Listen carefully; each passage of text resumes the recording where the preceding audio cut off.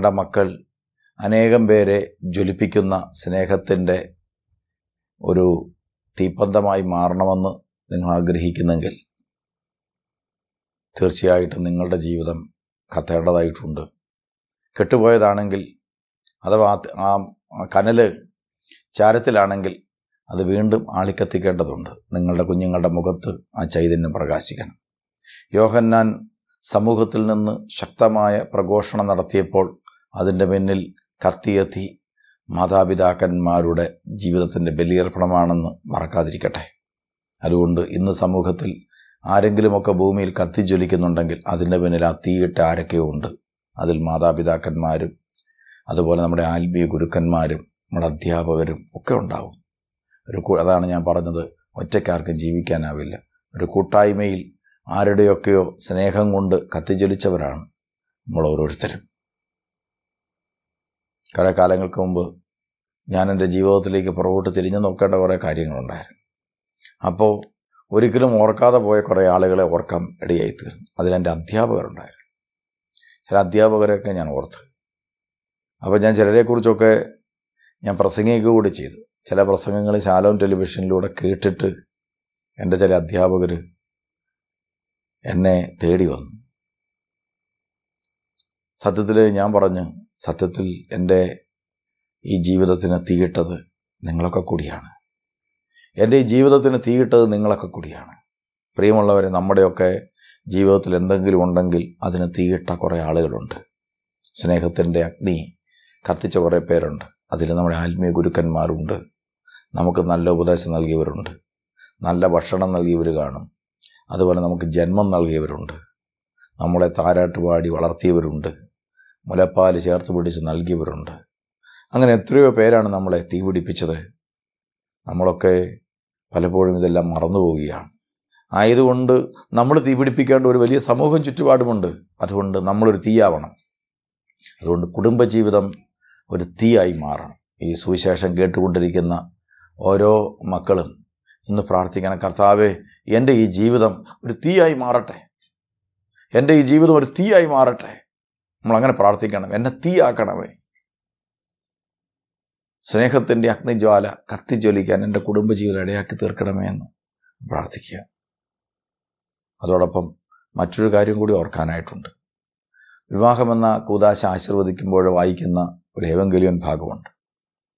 അതിനകത്ത് പറയുന്ന ഇപ്രകാരമാണ്: പുരുഷൻ തൻ്റെ പിതാവിനെയും മാതാവിനെയും വിട്ട് ഭാര്യയോട് ചേരും, അവരിരുവരും ഒരു ശരീരമായി തീരും. പുരുഷൻ തൻ്റെ പിതാവിനെയും മാതാവിനെയും വിട്ട് ഭാര്യയോട് ചേരും, അവരിരുവരും ഒരു ശരീരമായി തീരും. ഇതാണ് കർത്താവ് വിവാഹ കൂദാശയെക്കുറിച്ച് പറയുന്ന ആദ്യത്തെ വാക്യം. ഇത് പറഞ്ഞുകൊണ്ടാണ് സുറിയാനി സഭയുടെ വിവാഹ കൂദാശ ആശീർവദിക്കുന്നത്. എന്താണ് ഇതിൻ്റെ അർത്ഥം? പലപ്പോഴും പലരും തെറ്റിദ്ധരിച്ചു പോകാറുണ്ട്. സത്യത്തിൽ പെൺകുട്ടി, മണവാട്ടി അല്ലെങ്കിൽ സ്ത്രീ തൻ്റെ മാതാപിതാക്കന്മാരെ വിട്ട് ഭർത്താവിനോട് ചേരുകയും ഭർത്താവിൻ്റെ വീട്ടിലേക്ക് പോവുകയും ചെയ്യുക എന്നുള്ളതാണ് ഇന്നത്തെ വിവാഹം. എന്നാൽ എവങ്കലിയോനിൽ വായിക്കുന്നത്, സുവിശേഷത്തിൽ വായിക്കുന്നത്, പുരുഷൻ തൻ്റെ മാതാപിതാക്കന്മാരെ വിട്ട് ഭാര്യയോട് ചേരും, അവരൊരു ശരീരമായി തീരും. എന്താ ഇതിൻ്റെ അർത്ഥം? പല ആളുകളും തെറ്റിദ്ധരിച്ചിരിക്കുന്നത് വിവാഹം കഴിഞ്ഞാൽ ഉടനെ വേറെ വീട് വെച്ച് മാറി ഒറ്റയ്ക്ക് ജീവിക്കണം എന്നുള്ളതാണ്. അങ്ങനെ പലപ്പോഴും ജീവിക്കാൻ ആഗ്രഹിക്കുന്ന ചില സ്വപ്നങ്ങളുള്ള സ്ത്രീകൾ ഉണ്ടാവാറുണ്ട്.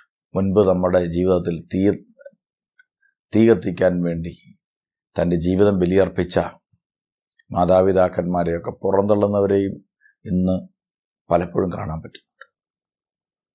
മാതാപിതാക്കന്മാരെയൊക്കെ മാറ്റി നിർത്തിക്കൊണ്ടാണ് തങ്ങളുടെ ജീവിതം കരിപ്പിടിപ്പിക്കുന്നത്. അങ്ങനെയുള്ള ഒത്തിരി മനുഷ്യരെ കാണാറുണ്ട്.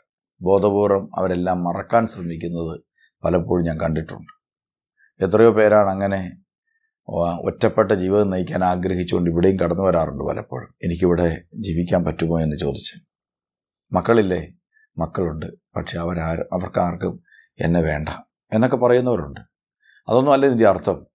മാതാപിതാക്കന്മാരെ വിടുക എന്ന് പറഞ്ഞാൽ എന്താണ് അർത്ഥം? വിട്ട് ഭാര്യയോട് ചേരണം എന്ന് പറഞ്ഞാൽ വിവാഹ ജീവിതത്തിലേക്ക് പ്രവേശിക്കാനുള്ളൊരു ക്വാളിഫിക്കേഷനായിട്ടാണ് ഈ കാര്യം പറയുന്നത്. അതുകൊണ്ട് വിവാഹ ജീവിതത്തിലേക്ക് പ്രവേശിച്ചവർ ശ്രദ്ധിച്ചിരിക്കേണ്ടത്, അല്ലെങ്കിൽ പ്രവേശിക്കാൻ ആഗ്രഹിക്കുന്നത് ശ്രദ്ധിച്ചിരിക്കേണ്ട ഒരു കാര്യം, ശ്രദ്ധിക്കേണ്ട വളരെ പ്രധാനപ്പെട്ട ഒരു കാര്യം, ഇത് മാതാപിതാക്കന്മാരെ വിടുക എന്ന് പറഞ്ഞാൽ എന്താണ്? ഒരു വ്യക്തി അവൻ്റെ അമ്മയുടെ ഉദരത്തിൽ ഉരുവായ ആളാണ്. അന്ന് അവൻ്റെ അമ്മയുടെ ഉദരത്തിൽ ഗർഭപാത്രത്തോട് ചേർന്ന് ഒരു പുക്കിൾ കൊടി ബന്ധത്തിൽ നിന്നയാളാണ്. അതവൻ്റെ ആ അവസ്ഥയാണ്, ഒരു മനുഷ്യൻ്റെ ഒരു കാലഘട്ടത്തിലെ അവസ്ഥയാണ്. പിന്നെ അവൻ അതിൽ വളർന്നു. ഒരു പുക്കിൾ കൊടി ബന്ധം അവനെയും അമ്മയും തമ്മിൽ ഒന്നിപ്പിച്ച് നിർത്തി. ഒരിക്കലും മായ്ക്കാത്തൊരു ബന്ധം ഒന്നിപ്പിച്ച് നിർത്തിയതാണ്. ഇതാ 9 മാസത്തിന് ശേഷം ആ ഉദരം വിട്ട് അവൻ പുറത്തു വന്നു. എന്ന് പറഞ്ഞാൽ അമ്മയുമായിട്ടുള്ള എല്ലാ ബന്ധവും മുറിച്ചു എന്നല്ലല്ലോ അർത്ഥം. മറിച്ചെന്താണ്? അവൻ വളർന്നു എന്നാണ് അർത്ഥം, പക്വത പ്രാപിച്ചു. അപ്പോൾ അമ്മയുടെ ഉദരത്തിൽ നിന്ന് അവൻ പുറത്തു വന്നു. അമ്മയെ വിട്ടിട്ട് പുക്കിൾപൊടി ബന്ധം മുറിച്ച് അവൻ ഒറ്റയ്ക്കായി. ഒരു വളർച്ചയാണ്. അതിനുശേഷം അവൻ്റെ അമ്മയുടെ മാറിൽ കിടന്ന് പാല് കുടിച്ച് അമ്മയുടെ താരാട്ടും തലോടലും ചൂടും ഏറ്റുവാങ്ങി ജീവിച്ചവനാണ്. കുറേ കാലം കഴിഞ്ഞപ്പോൾ അവൻ അമ്മയുടെ മാറിൽ നിന്ന് ക്രമേണ താഴേക്കിറങ്ങി, നടക്കാൻ തുടങ്ങി. അവൻ അമ്മയെ വിട്ടു. അതിനുശേഷം അവരുടെ കൈപിടിച്ച് അവൻ നടന്നു. കുറേ നാൾ കഴിഞ്ഞപ്പോൾ കൈവിട്ടു. വീണ്ടും വളർന്നു. അവൻ സ്കൂളിൽ പോകാൻ തുടങ്ങി. അമ്മയെ കാണാതെ ഒരു മിനിറ്റ് ഇരിക്കാൻ പറ്റാതെ കരയുന്ന കുട്ടി ഇപ്പോൾ ഇതാ രാവിലെ സ്കൂളിൽ പോയാൽ വൈകുന്നേരം മാത്രമേ തിരിച്ചു വരാറുള്ളൂ. മാതാപിതാക്കന്മാരെ വിട്ടു വളരുകയാണ്. അങ്ങനെ പടിപടിയായി അവൻ എന്ത് ചെയ്തു? വളർന്നു. ഫൈനൽ ആയിട്ടുള്ള ഒരു റിസൾട്ട് എന്തായിരിക്കണം? മാതാപിതാക്കന്മാരെ വിടുക എന്ന് പറഞ്ഞാൽ പക്വതയിലേക്ക് വളരുക. എന്തായിരിക്കണം പക്വത? എൻ്റെ പിതാവ് ദൈവം ആണെന്ന തിരിച്ചറിവുണ്ടാകുക. ഒരു വിവാഹ കൂദാശയിലേക്കും കുടുംബജീവിതത്തിലേക്കും വിളിക്കപ്പെടുന്നവൻ്റെ ഏറ്റവും മർമ്മപ്രധാനമായ ക്വാളിഫിക്കേഷൻ, പിതാവായ ദൈവമാണ് എൻ്റെ പിതാവ്. ആ ദൈവം എനിക്ക് നൽകിയിരിക്കുന്ന ജീവിത പങ്കാളിയാണ് എൻ്റെ ഈ ജീവിത പങ്കാളി. എൻ്റെ പിതാവായ ദൈവം എന്നെ ഏൽപ്പിച്ചിരിക്കുന്ന കുറേ ദൗത്യങ്ങളുണ്ട്. ആ ദൗത്യങ്ങൾ ചെയ്യുവാൻ ഇതാ ഇന്ന് എന്നെ ദൈവം പരമേൽപ്പിക്കുന്നു എന്നൊക്കെയുള്ള തിരിച്ചറിവ്, ജീവൻ്റെയും ജീവിതത്തിൻ്റെയും കാവൽക്കാരനായിട്ട് എന്നെ നിയമിക്കുകയാണ്. എന്നിലൂടെ ഒരു തലമുറയ്ക്ക് ജന്മം നൽകാൻ ആഗ്രഹിക്കുന്നു. ദൈവം തൻ്റെ ജീവൻ്റെ പങ്കാളിയായി എന്നെ മാറ്റിയിരിക്കുന്നു എന്നൊക്കെയുള്ള തിരിച്ചറിവുണ്ടാകുന്ന ഒരു വ്യക്തി മാത്രമേ കുടുംബജീവിതത്തിലേക്ക് പ്രവേശിച്ചിട്ട് കാര്യമുള്ളൂ. ഇന്നെത്ര പക്വതയില്ലാതെയാണ് പലരും കുടുംബജീവിതത്തിലേക്ക് പ്രവേശിച്ചിരിക്കുക. ഇന്ന് അനേകം പേര് ഒട്ടും പക്വതയില്ലാതെയാണ് കുടുംബജീവിതത്തിലേക്ക് പ്രവേശിക്കുന്നത്. ചിലർ മാതാപിതാക്കന്മാരുമായിട്ട് വളരെ അറ്റാച്ച്ഡാണ്. ഒരു കുഴപ്പമില്ല, നല്ല കാര്യമാണ്. പക്ഷേ നീ ഓർക്കണം, നിനക്കൊരു ദൈവവിളിയുണ്ട്. എന്താണ് നിൻ്റെ ദൈവവിളി? ഇതാ ദൈവം എൻ്റെ പിതാവാണ്. യേശുവിൽ നമുക്കത് കാണാൻ സാധിക്കും. അവൻ 13-ാമത്തെ വയസ്സിൽ മാതാപിതാക്കന്മാരെ വിട്ടിട്ട് അവൻ ദേവാലയത്തിൽ നിന്നു. അവൻ ദേവാലയത്തിൽ നിന്നപ്പോൾ മാതാപിതാക്കന്മാർ അന്വേഷിച്ചു വന്നു. അമ്മ ചോദിച്ചു, മോനെ നീ എന്തുകൊണ്ടാണ് ഇങ്ങനെ ചെയ്തത്? യേശു പറഞ്ഞു, ഞാൻ എൻ്റെ പിതാവിൻ്റെ ഭവനത്തിൽ വ്യാപൃതനാകേണ്ടതല്ലേ. ആ മാതാവ് ആ കാര്യം കേട്ടപ്പോൾ പ്രത്യേകം മനസ്സിലത് സംഗ്രഹിച്ചു എന്നാണ് ബൈബിളിൽ രേഖപ്പെടുത്തിയിരിക്കുന്നത്. ഇതുതന്നെയാണ് ഒരു വ്യക്തിയുടെ ജീവിതത്തിൽ, കുടുംബ ജീവിതത്തിലേക്ക് അഥവാ ഒരു ദൗത്യം സ്വീകരിക്കുമ്പോൾ, ഒരു ദൈവവിളി സ്വീകരിക്കുമ്പോൾ ഉണ്ടായിരിക്കേണ്ടത്. അവൻ പിതാവിനെക്കുറിച്ചുള്ള തിരിച്ചറിവ് 13 വയസ്സ് തൊട്ട് അവൻ്റെ ജീവിതത്തിൽ വളരെ സ്വാധീനം ചെലുത്താൻ തുടങ്ങി. ഇതുപോലെ ഒരു ക്രൈസ്തവനെ സംബന്ധിച്ചിടത്തോളം അവൻ്റെ ജീവിതത്തിൽ ഏറ്റവും വലിയ സ്വാധീനം, ദൈവം എൻ്റെ പിതാവാണ്, ഞാൻ എൻ്റെ ദൈവത്തിൻ്റെ മകനാണ്, ദൈവം എന്നെ ഇന്ന് ഏൽപ്പിക്കുന്ന വലിയൊരു ദൗത്യമുണ്ട്. അതെന്താണ്? ക്രിസ്തു ഏറ്റ ദൗത്യം തന്നെ. ഒരുപക്ഷെ വിവാഹ കൂദാശയിലെ പാട്ടുകളൊക്കെ ശ്രദ്ധിച്ചാൽ കാണാൻ സാധിക്കും. മണവാളനായ യേശു, മണവാട്ടിയായ സഭ, ഇവർ തമ്മിലുള്ള ബന്ധത്തെ സൂചിപ്പിക്കുന്ന പാട്ടുകളാണ് നമ്മൾ കാണുന്നത്.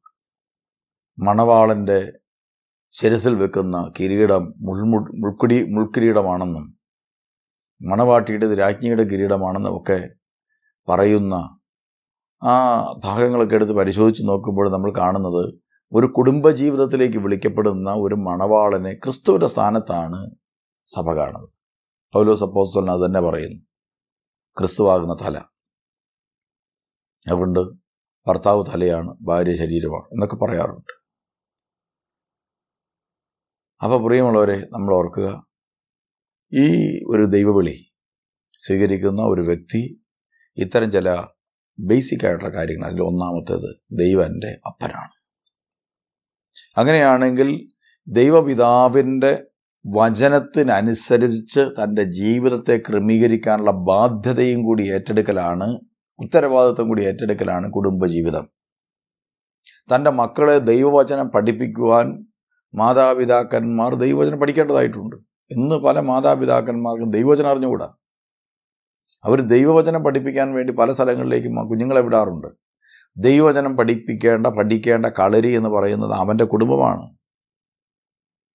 നിങ്ങളിൽ നിന്നാണ് കുഞ്ഞുങ്ങൾ ദൈവത്തെ പഠിക്കേണ്ടത്, ദൈവം ആരാണെന്ന് അറിയേണ്ടത്. കുടുംബത്തിൽ നിന്നാണ് ദൈവം പരിചയപ്പെടേണ്ടത്.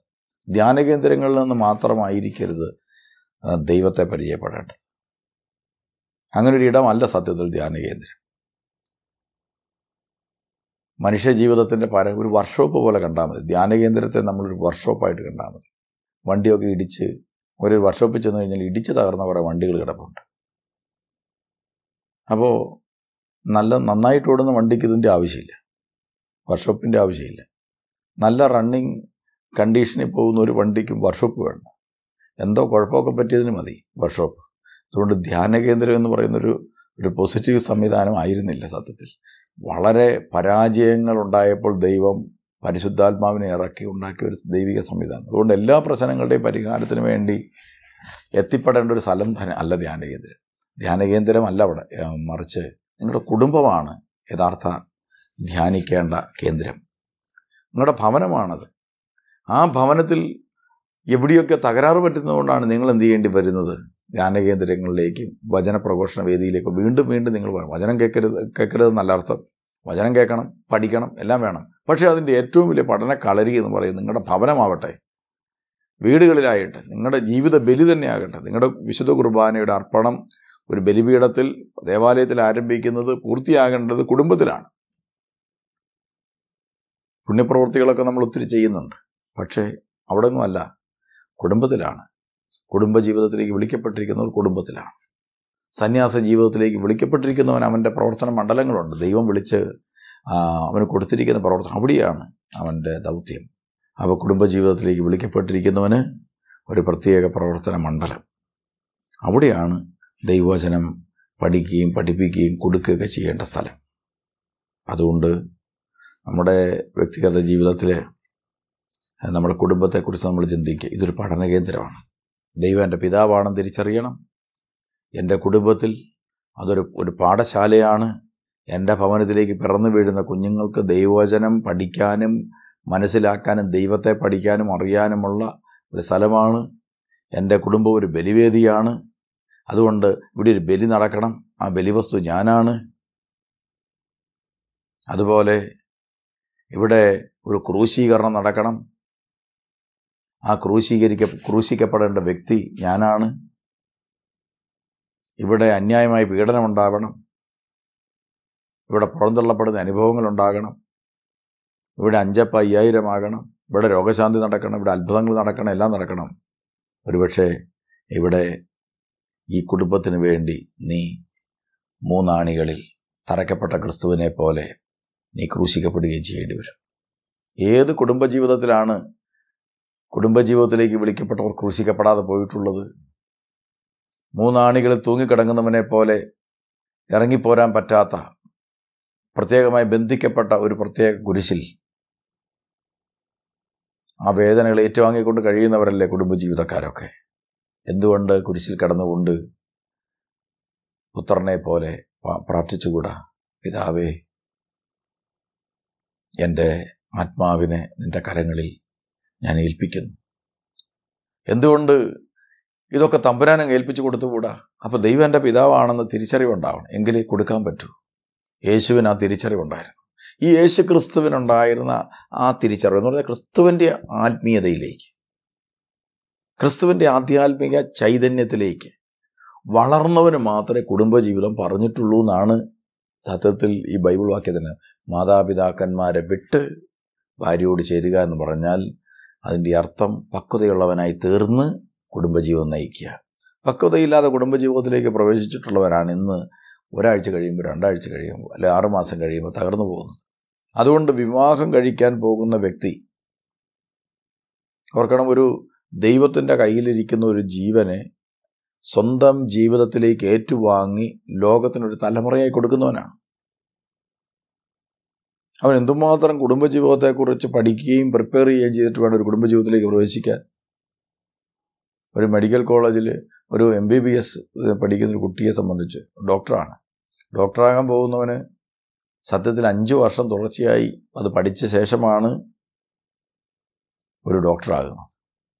ഒരാളുടെ ശരീരത്തിൽ അവൻ കൈവെക്കണമെങ്കിൽ 5 വർഷം അവൻ പൂർത്തിയാക്കിയ ശേഷം അവന് പ്രാക്ടീസും കിട്ടിയാലേ സാധിക്കത്തുള്ളൂ. അങ്ങനെയെങ്കിൽ തലമുറകളുടെ ജീവനും ജീവിതത്തിനും കാവൽക്കാരനായി നിൽക്കുന്ന ഒരപ്പൻ,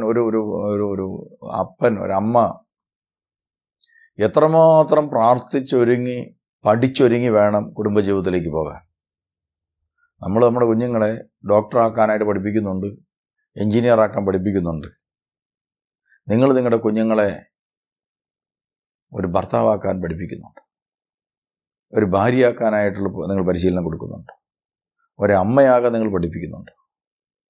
കൂടെ നിർത്തി ഒരു വൈദികനാകാൻ എത്ര നാൾ കൂടെ നിർത്തിയൊക്കെ പഠിപ്പിച്ച് സെമിനാരിയിൽ വിട്ടൊക്കെയാണ് ഒരാളെ പഠിപ്പിക്കുന്നത്. നിങ്ങൾ നിങ്ങളുടെ കുഞ്ഞുങ്ങളെ എത്ര വർഷം നിങ്ങളുടെ കൈ കിട്ടുന്നു?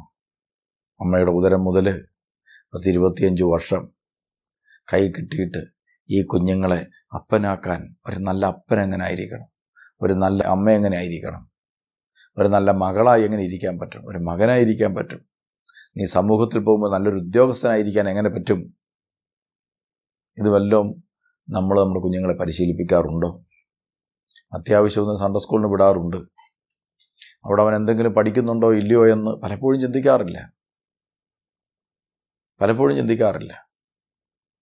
നമ്മൾ പള്ളിയിലൊക്കെ വിട്ടു, സൺഡേ സ്കൂൾ വിട്ടും സൺഡേ സ്കൂൾ അധ്യാപകർ ഉത്തരവാദിത്തമായിട്ട് അതങ്ങ് അവശേഷിച്ചു. പിന്നീട് ഏതെങ്കിലുമൊക്കെ കൊച്ചു കൊച്ചു ധ്യാനങ്ങൾക്കൊക്കെ നമ്മൾ വിട്ട് അതങ്ങ് ഉത്തരവാദിത്തം വിട്ടു. അതുപോലെ നമ്മൾ പിന്നീട് വളരെ എൻട്രൻസ് എക്സാം അതുപോലെയൊക്കെയുള്ള ഞായറാഴ്ചകളിലൊക്കെ അവൻ്റെ ഭാവിയെക്കുറിച്ച് വണ്ടമാനം കഷ്ടപ്പെടുന്നുണ്ട്. കഷ്ടപ്പെട്ടങ്ങനെ ഭൗതിക കാര്യങ്ങൾക്ക് വേണ്ടി അമിതമായി കഷ്ടപ്പെട്ട മാതാപിതാക്കൻ പലരും ഇന്ന് കണ്ണീരോടെ വേദനയോടെ കഴിയുന്നത് നമുക്ക് കാണാൻ സാധിക്കും. ഇന്ന് ഏറ്റവും കൂടുതൽ ഡൈവേഴ്സ് നടക്കുന്ന വിദ്യാഭ്യാസമുള്ളവരുടെ ഇടയിലാണോ ഇല്ലാത്തവരുടെ ഇടയിൽ? ഫാമിലി ലൈഫ് ഏറ്റവും കൂടുതൽ തകർന്നു കിടക്കുന്നത് ഉന്നത വിദ്യാഭ്യാസമുള്ള ആളുകളുടെ ഇടയിലാണോ ഒരു സാധാരണക്കാരുടെ ജീവിതത്തിനിടയിലാണോ? നമ്മളൊന്ന് പരിശോധിച്ച് നോക്ക്.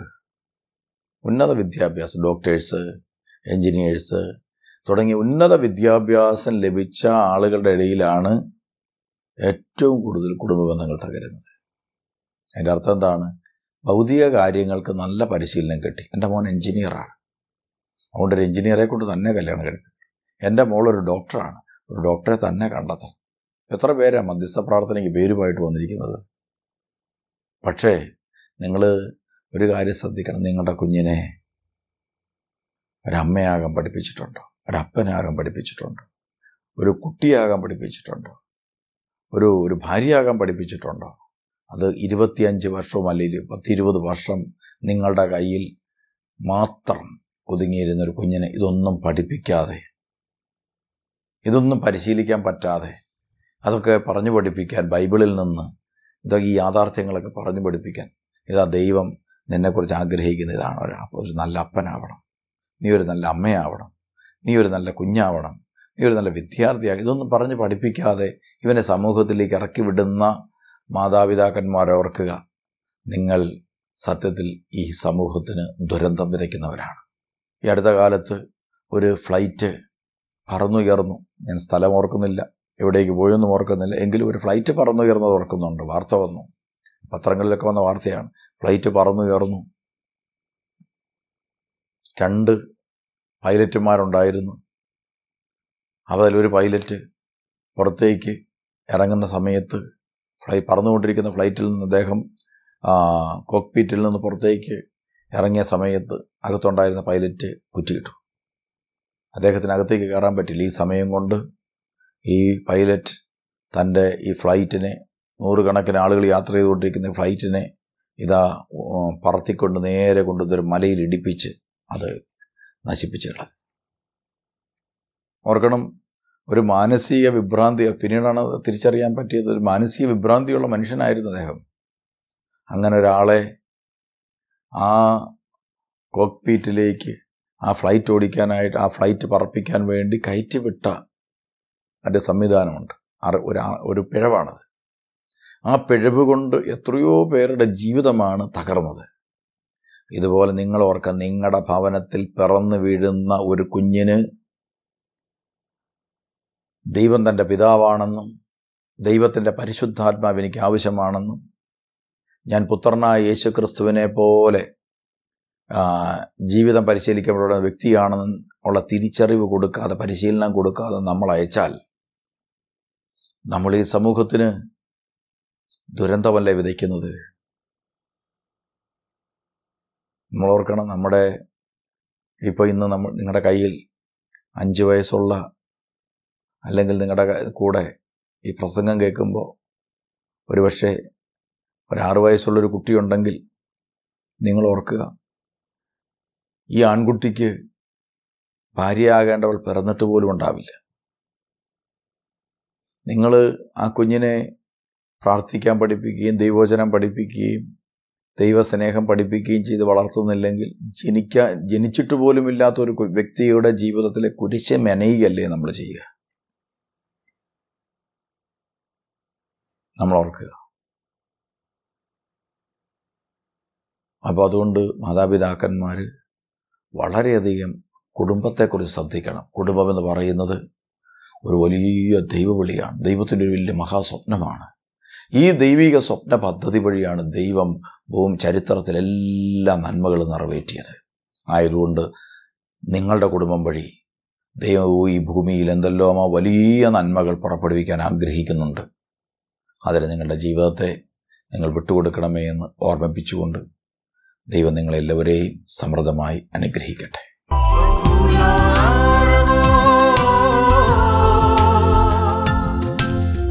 Devo